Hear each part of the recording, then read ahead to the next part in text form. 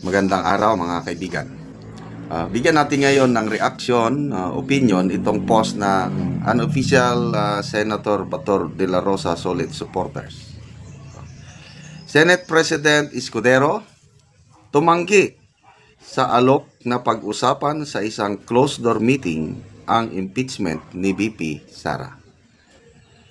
Naniniwala si Senate President Chis Escudero na hindi maaring pag-usapan sa loob ng saradong kwarto ang impeachment trial ni Vice President Sara Duterte. Ito'y matapos ibahagi ng palasyo ang kanilang alok na dialogo upang mapag-usapan ang hindi pagkakasundo ng Senado at Kongreso pagdating sa usapin sa impeachment. Bakit closed door meeting? Mabuti na lang at may paninindigan itong Senate President yan. Ito yung alok. Ito ang pahayag ni Claire Castro, yung alok sa dialogo. Ang Pangulo, sabi niya, ang Pangulo po ay open sa anumang dialogo para po maisulong ang kooperasyon at katatagan po ng demokrasya sa ating bansa. Ito naman ang sagot ni Senate President Escudero. Hindi ako naniniwalang isang bagay ito na pwedeng pag-usapan sa loob ng isang silid na sarado ang pintuan. Impeachment court ang Senado. Prosecutor ang Kamara nito. Hindi ito bicameral conference committee sa batas na batas ang pinag-uusapan.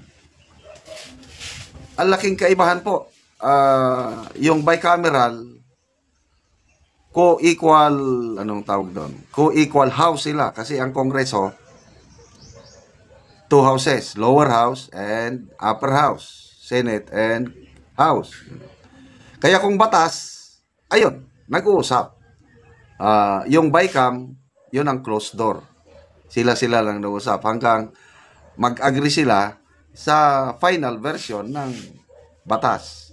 Sa budget naman, magkaibang version ng House at Senate, mag-usap BICAM sa loob ng kwarto. Parang ganun ang gusto ng palasyo eh. Parang BICAM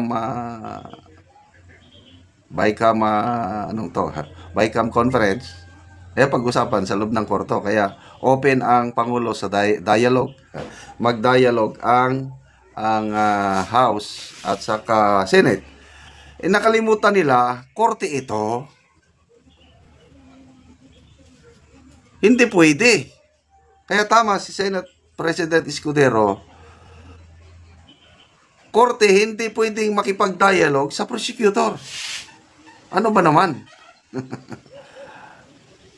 So, ano ba itong pahayag ni Yusek Claire Castro? Ito ba talaga ang kagustuhan ng Pangulo o opinion lang niya ito? Kasi, kung minsan, obserbasyon ko lang ito, opinion ko lang ito, I might be wrong. Maraming tanong nga naibabato ng reporters kay Yusek Claire Castro na hindi nila napag-usapan ni Presidente. Kaya ang kanya, sasagot na lang siya na general terms. Kasi nasubukan ko yan, naging spokesman din ako ng army units dito sa Mindanao. May mga tanong na walang specific guidance ang aking commanding general. Ako na lang sasagot on my own. Sa awa ng Diyos, yung sagot ko, tama naman yung kagustuhan ng aking commanding general. Kailang, akin na lang yun, yung sariling sikap. Binabasa ko lang yung mind ng aking commander. Kaya kahit hindi kami nag-usap sa aking commanding general sa isang bagay, alam ko kasi yung takbo ng kanyang utak. Kaya nasasagot ko lang tama.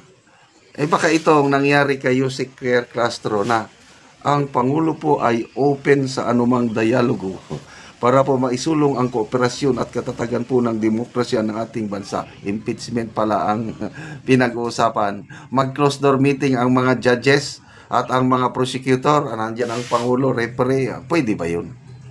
Di ba?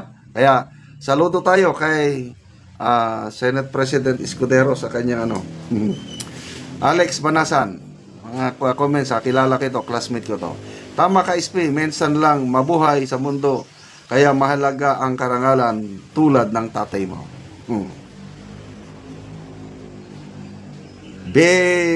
Bilarde, close door for kasabutan and kasunduan. Malala ko yung impeachment ni CG Corona, nakialam ang Malacanang at maraming kasabutan, kasunduan na nangyari. Sweetie Villaruel,